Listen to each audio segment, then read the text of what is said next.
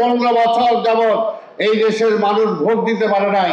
একটা নিরপেক্ষ গ্রহণযোগ্য নির্বাচনের ব্যবস্থা করে নির্বাচিত সরকারের কাছে ক্ষমতা অর্পণ করে তারা বিদায় নেবেন, এর জন্যই তাদেরকে বসানো হয়েছে। কিন্তু আজকে আমরা দেখতে পাচ্ছি কেউ মন্ত্রিসভায় থাকবে, আবার কেউ দল গঠন করবে। ভবিষ্যতে এই ষড়যন্ত্রের পাঠ হইতে দেওয়া যাবে না। ইউনূস সাহেবকে পরিষ্কার সিদ্ধান্ত নিতে হবে, তিনি কি নিরপেক্ষ থাকবেন না কোনো দলের প্রতিনিধি হিসাবে সেখানে থাকবেন।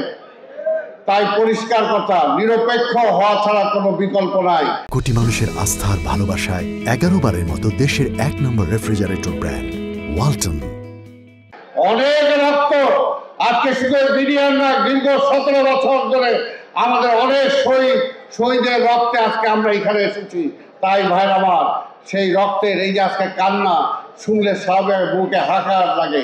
আমাদের অনেক কান্না আছে, অনেককে আমরা হারিয়েছি। এখনো তারেক রহমান, বেগম খালেদা জিয়া নির্দেশ দেওয়ার কারণে কিন্তু এখনো আমরা চুপ করে বসে আছি। কিন্তু সেই কান্না, সেই বুকের পাথর কিন্তু এখনো শেষ হয়ে যায় নাই। কাজে তারা এখনো যারা এইটাকে নিয়ে ষড়যন্ত্র করছেন, তাদের ক্ষমতাকে দীর্ঘায়িত করার চেষ্টা করছেন, এই সুযোগে আবার আধিপত্যবাদী শক্তিকে ফিরিয়ে আনার জন্য চেষ্টা করছেন, সেই ষড়যন্ত্রের বিরুদ্ধে সব সময় সচেতন থাকার আহ্বান জানিয়েই আমি আমার বক্তব্য শেষ করছি। খোদা হাফেজ।